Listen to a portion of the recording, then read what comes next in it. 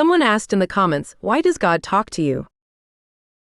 I am an avatar of God, the Arcturians, Muhammad and Aisha, Krishna and Radha, and Matthew and Joan of Arc. Aliens try communicating. Humans are too dumb to notice. Support the making of a movie about Prophet Muhammad and Aisha. Greetings from the Arcturians.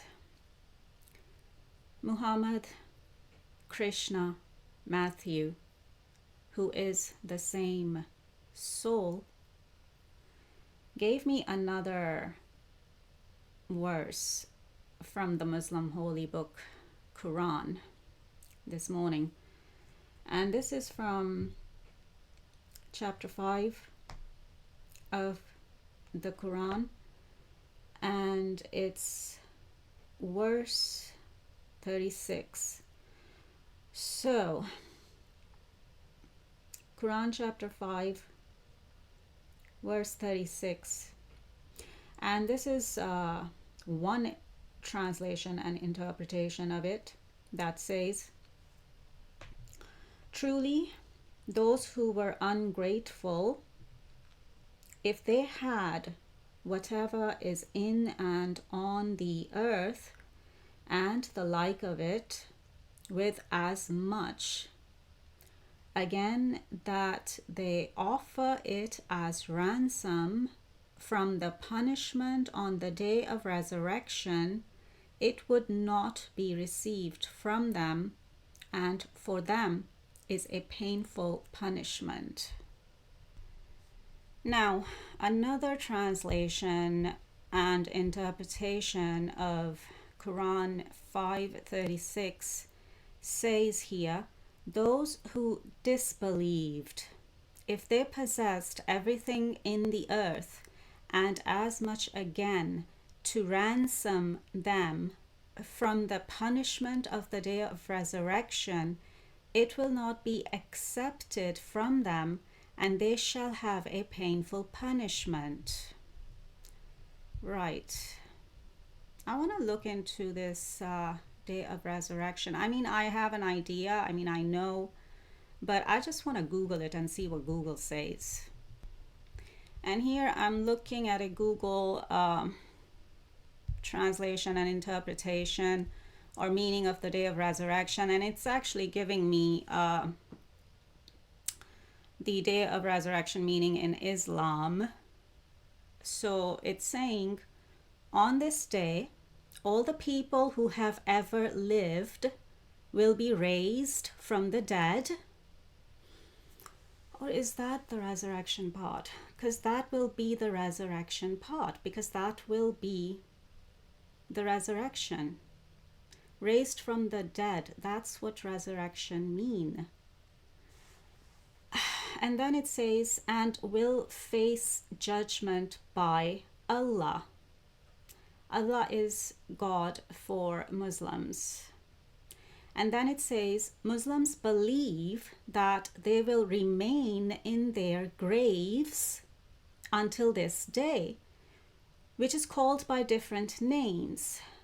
The day of resurrection, or Yawm al-Qiyamah, or Qayamat. The day of judgment, or Yawm ad-Din, and the last hour. Right, and we find the same thing in the Bible as well. You know, even in the Bible, it's phrased as the day of resurrection and the day of judgment and the last hour. Right, so, but the point I was trying to make here, where it says Muslims believe that they will remain in their graves until this day. Now, what does that mean exactly? Because what goes in the grave? It's the body that goes in the grave.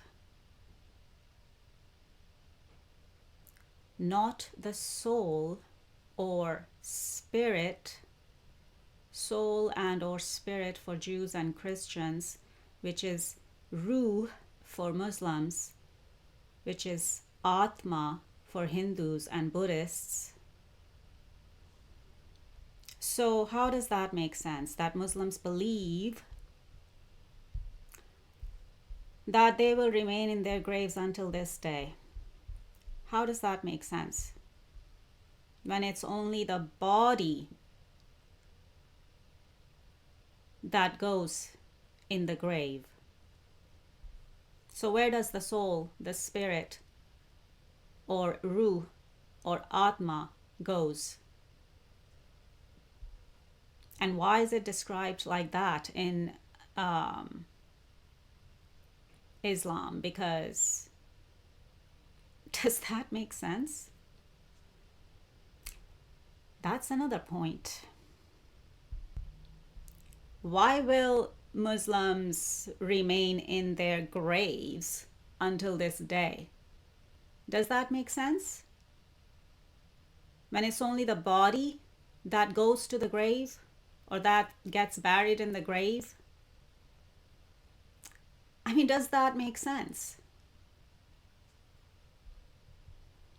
This is the kind of thing I'm talking about when I talk about religious programming and how things are even described and explained. And do they make sense? The way they are described. Like Muslims believe that they will remain in their graves until the day of resurrection and or the day of judgment, when it's only the body that goes in the grave, that gets buried in the grave. Not the soul, not the spirit, not ruh, not atma. So the way it's described is strange to me. Now, I have to do some brainstorming here because what does the phrase day of resurrection really mean? Now, okay, resurrection means raised from the dead. Okay. But how? Because what goes in the grave? The body goes in the grave when it's dead. When we die, our dead body, or the dead body, goes in the grave, gets buried in the grave. And the body is dead now, right? And we all know what happens to a body or a dead body once it gets buried in a grave underground, right? Then what happens? The process of decay begins.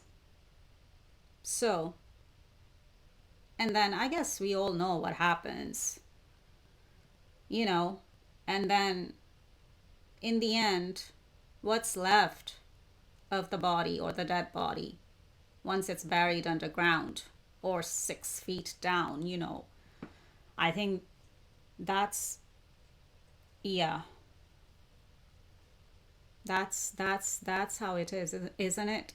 You bury it, or we usually bury it 6 feet down or 6 feet under. And then, the process of decay begins. And then what's left of the body in the end? Maybe a skeleton, just bones. And maybe, I don't know, given long enough time, do the bones, the skeleton and the bones even turn into dust?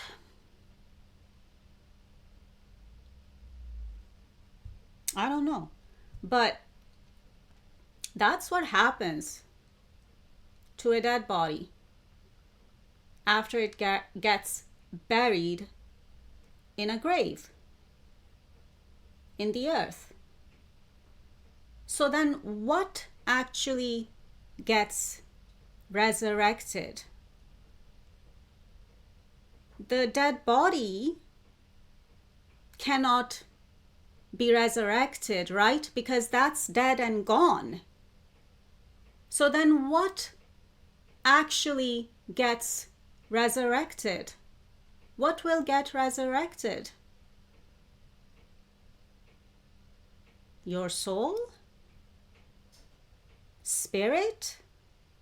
Ruh? Atma?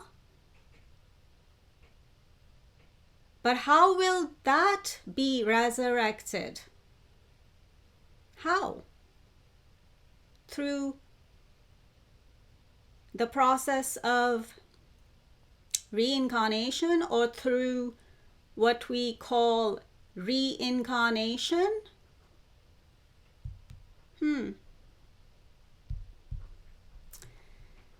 But then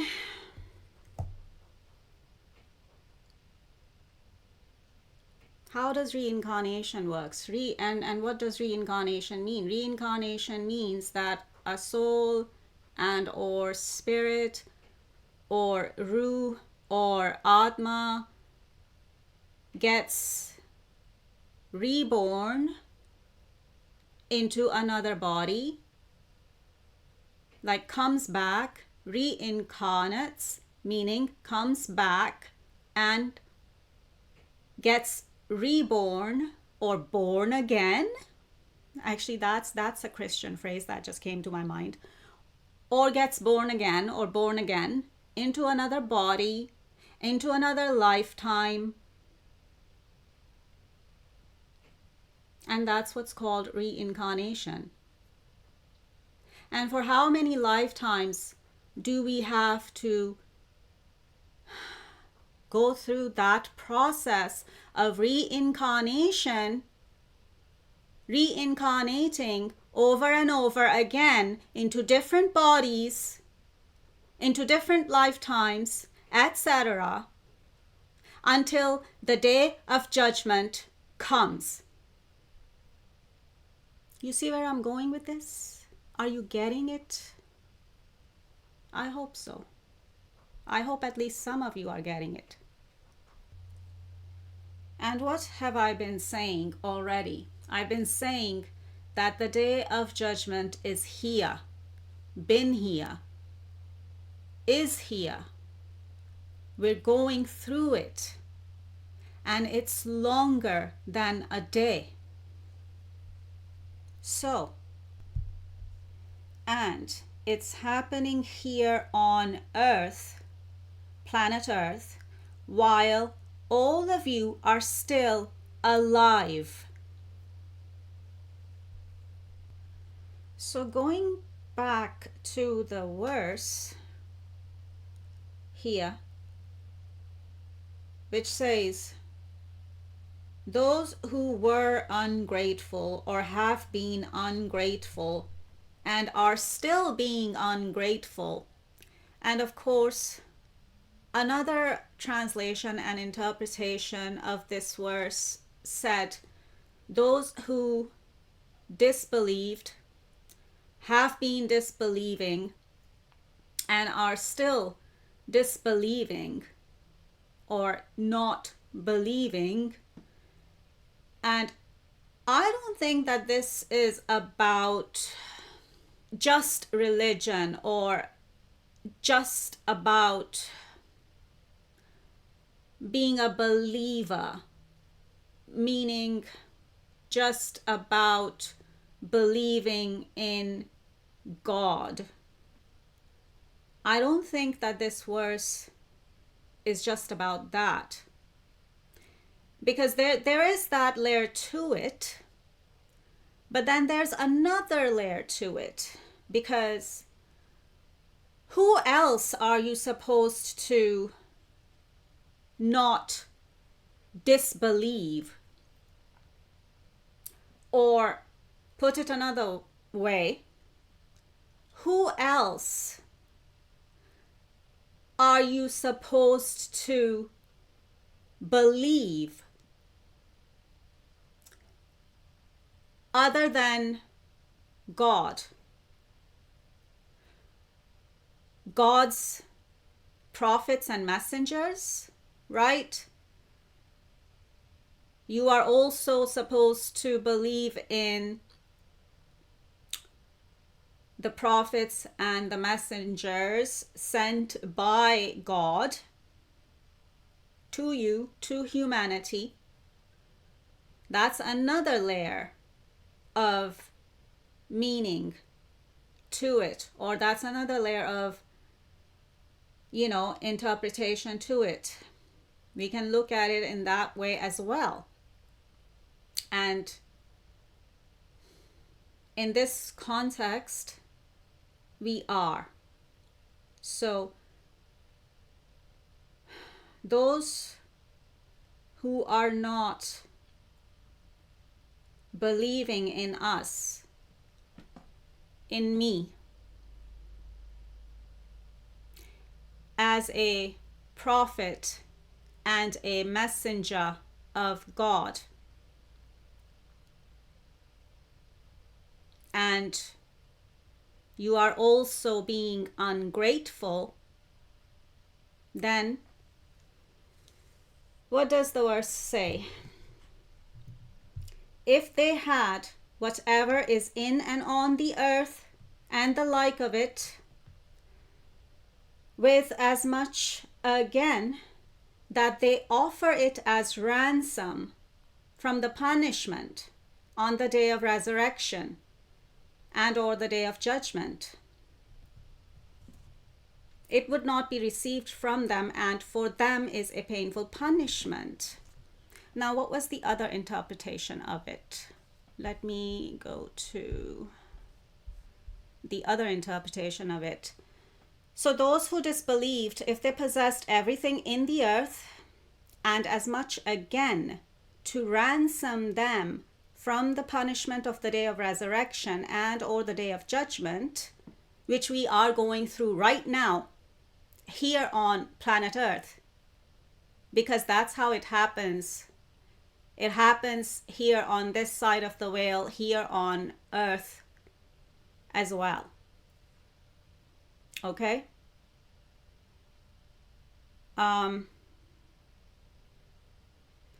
Right. And then the verse says, it will not be accepted from them, and they shall have a painful punishment. So, what does that mean?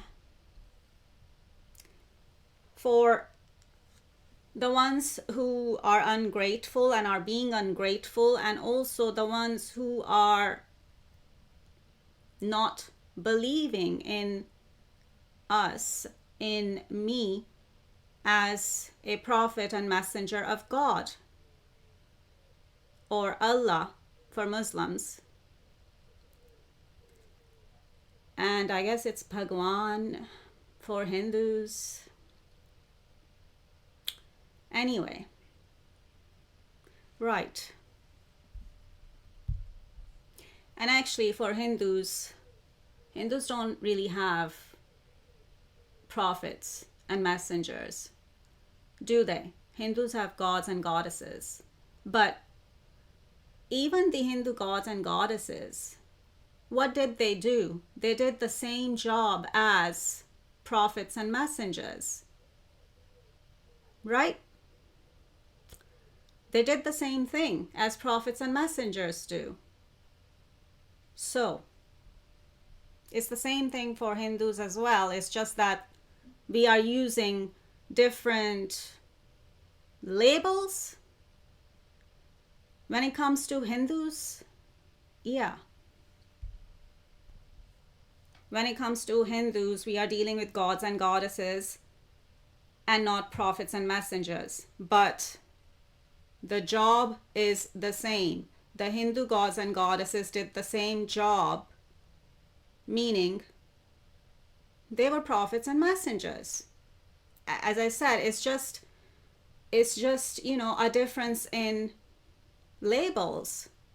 For Jews, Christians, and Muslims, we label them as prophets and messengers, and for Hindus, we label them as gods and goddesses. But they did the same job of being prophets and messengers, bringing messages from the Creator to guide humanity, or bringing messages from God to guide humanity. Oh, and of course, Buddha is coming to my mind right now too, for Buddhists. So there could be some Buddhists watching me. But, what was Buddha doing? He was doing the same thing. He was doing the same job. Bringing in messages and guiding humanity. So, there we go. Or he was a messenger, probably a prophet too, but I'm sure Buddha was able to see the future as well. And so, we could call him a prophet too, and a messenger, and a guide to humanity as well. Same thing, same job, doing the same thing, doing the same job. So all these different religions and all these different labels of prophets, messengers, or for Hindus, it's gods and goddesses. For Buddhists, it's Buddha. But we've all been doing the same job. It's just that people have given us different labels like prophets, messengers, gods, goddesses. And for Buddha, he's just Buddha. But, Buddha is also, it means something. It's a title. Yeah, I'm looking up the meaning of Buddha or Buddha on Google here, and Google is saying the term Buddha or Buddha literally means enlightened one, a knower. A knower means someone who knows through inner knowing. Now that the inner knowing part is, I am saying that, I'm including that because it's coming to me, because I know what that's like. But that's what Buddha or Buddha means, an enlightened one and a knower, someone who knows. So going back to the Quranic verse, so those of you who are still being ungrateful and who are still not believing in us and not believing in me as a prophet and messenger, or as prophets and messengers of God, of Allah for Muslims, God for Jews and Christians, Allah for Muslims, Bhagwan for Hindus. So those who are still being ungrateful, those of you who are still being ungrateful and who are still not believing in us and are still not believing in me as a prophet and a messenger of God, of the Creator, of the Supreme Creator, then what ransom do you think you could offer God to save yourselves and to save your souls or spirit or ruh or atma from the punishment on the day of resurrection and or the day of judgment, which we are going through that time or those times, because it's judgment day times, because it's more like judgment day times. It's longer than a day. So what ransom do you think you could offer God to save yourselves and to save your souls, your spirit, your ruh, your atma from the punishment that is upon you, even while you are still alive and walking on earth right now? Because we're going through Judgment Day. We're going through Judgment Day times. So what do you think you could offer God to save yourselves and to save your souls, your spirit, your ruh, your atma from the punishment that awaits you even while you're still alive here on earth in this lifetime?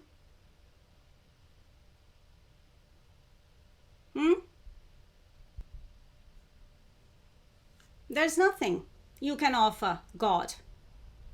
Because what? Are you going to offer all the material things and your material possessions that you have collected here on earth, all the earthly possessions that you may have here on earth while you're still alive in this lifetime?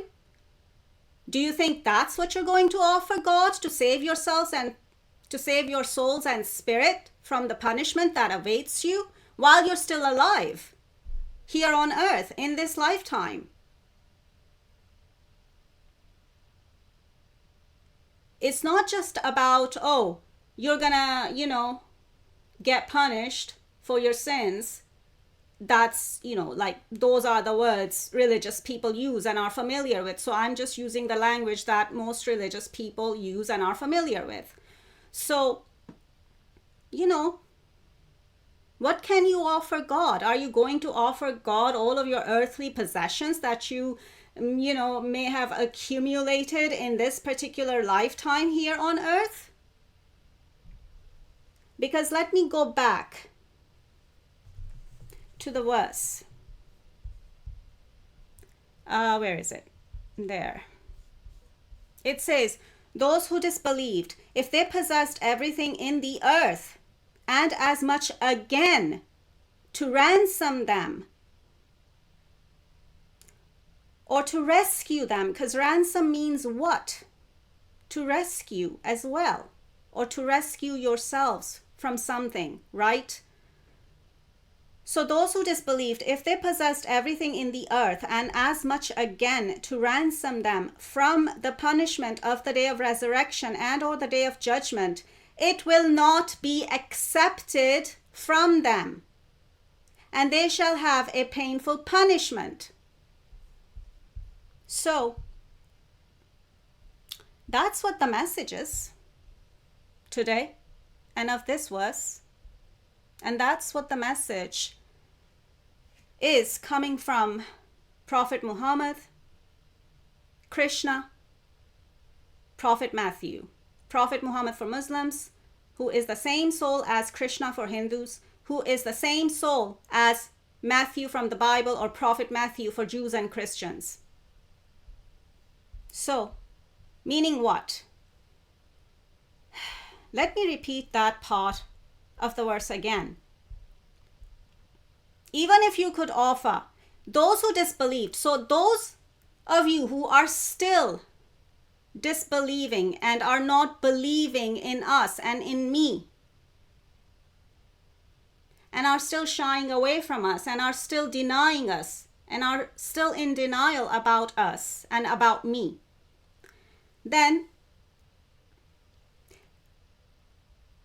if you possessed everything in the earth and as much again to ransom or to rescue yourselves from the punishment of the day of resurrection and or the day of judgment that we are going through right now here on planet earth, it will not be accepted from you.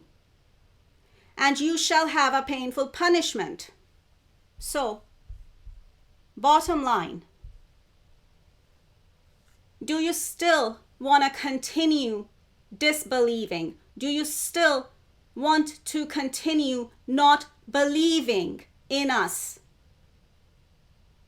Because then this is what will happen to you. Here on earth, while you're still alive, and also once you die in this lifetime and your soul, your spirit, your ruh, your atma transitions to the other side of the veil, to the afterlife. And what do you think will happen to you there? Or what do you think will happen to your soul or spirit or ruh or atma there? Or have you even thought about it? Have you even bothered to even give it a thought? I bet most people haven't. Well, maybe now is the time you did give it a thought and started reflecting upon it. And well, we are here to help. That is only if you want our help, of course. Because right now you are all too busy denying us. You are all too busy not believing in us. Right? And that's when we are actually going through the day of judgment here on earth. And you're not, I'm sure you're not getting that either. You're not believing in that either. Well, all we can do as prophets and messengers, and all I can do as a prophet and messenger, is give you the message and give you guidance as a guide to humanity. And that's my job done as a prophet and a messenger. The rest is up to all of you. And how you're going to take the message or not, and what you're going to do about it, and how you're going to apply it to your lives or not. It's up to you. And I guess that's the law of free will. That's the universal law of free will. That's God's law of free will. It's up to you what you do with this message and this guidance now. I've done my job. We've done our job. We've delivered the message. We've delivered the guidance. Now it's up to you and what you do with it. We're going to leave it there. Take care and over and out.